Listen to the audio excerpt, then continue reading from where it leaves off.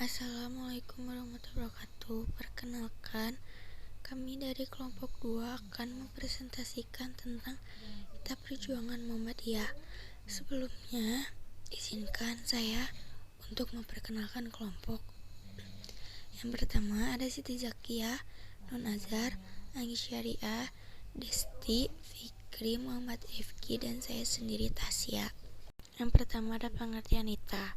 Hita artinya garis besar perjuangan. Hita itu mengandung konsepsi pemikiran perjuangan yang merupakan tuntunan, pedoman, dan arah perjuangan. Hal tersebut mempunyai arti penting karena menjadi landasan berpikir dan amal usaha bagi semua pimpinan dan anggota Muhammadiyah. Garis-garis besar perjuangan Muhammadiyah tersebut tidak boleh bertentangan dengan asas dan tujuan serta program yang telah disusun. Berikutnya ada 6 Hita Perjuangan Muhammadiyah. Yang pertama, Langkah 12 Muhammadiyah dari tahun 1938 sampai 1940. Yang pertama, memperdalam masuknya iman. Yang kedua, memperluas paham agama. Ketiga, memperbuahkan budi pekerti. Yang keempat, menuntut amalan itikad. Kelima, menguatkan persatuan.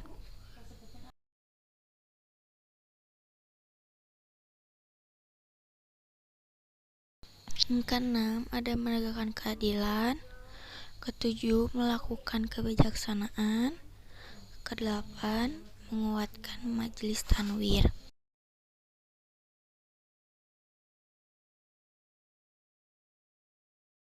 Yang kesembilan, ada mengadakan konspirasi bagian. Yang ke-10, mempersyaratkan putusan. Yang ke-11, mengawaskan gerakan jalan. Ke-12, mempersambungkan gerakan luar. Selanjutnya ada Hita Palembang tahun 1956 sampai 1959.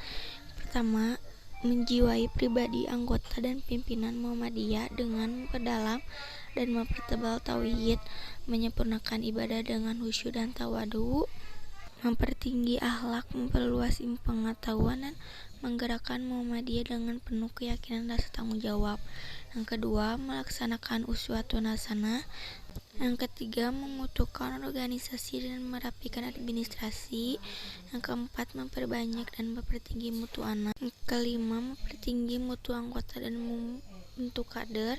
Keenam, memperoleh ukhuwah sesama muslim dengan mengadakan badan islah untuk mengantisipasi bila terjadi keretakan dan perselisihan. Yang ketujuh, menuntut penghidupan anggota. Yang ketiga ada Hita Ponorogo tahun 1969.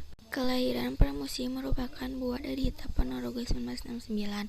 Dalam rumusan Hita tahun 1969 ini disebut bahwa dakwah Islam amar ma'ruf nahi munkar dilakukan melalui dua saluran, politik kenegaraan dan kemasyarakatan.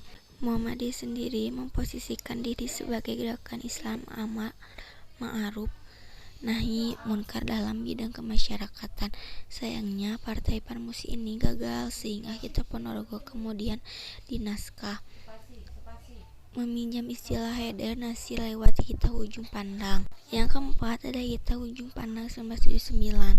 Yang pertama, Muhammadiyah adalah gerakan dakwah Islam yang beramal dalam segala bidang kehidupan manusia dan masyarakat.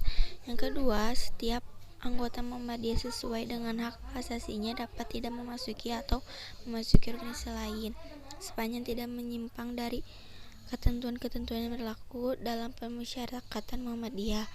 Yang ketiga, untuk lebih menerapkan Muhammadiyah sebagai gerakan dakwah Islam setelah pemilu tahun 1971, Muhammadiyah melakukan amar ma'ruf nahi munkar secara konstruktif dan positif terhadap Partai Muslim Indonesia.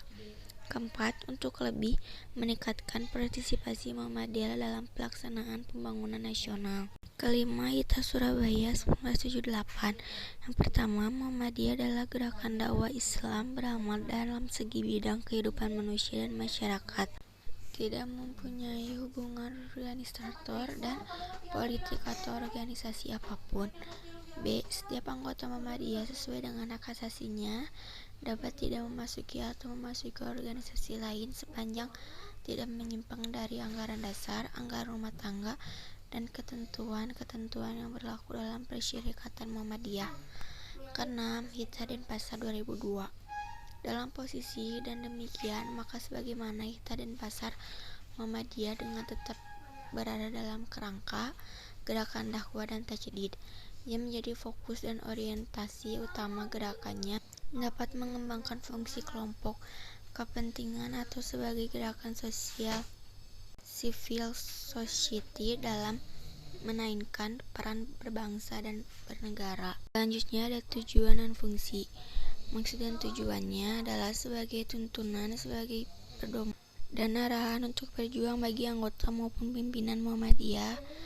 Fungsinya ada sebagai landasan berpikir bagi semua pimpinan dan anggota Muhammadiyah dan yang menjadi landasan berpikir bagi setiap amal usaha Muhammadiyah. Berikut adalah sejarah singkat Muhammadiyah.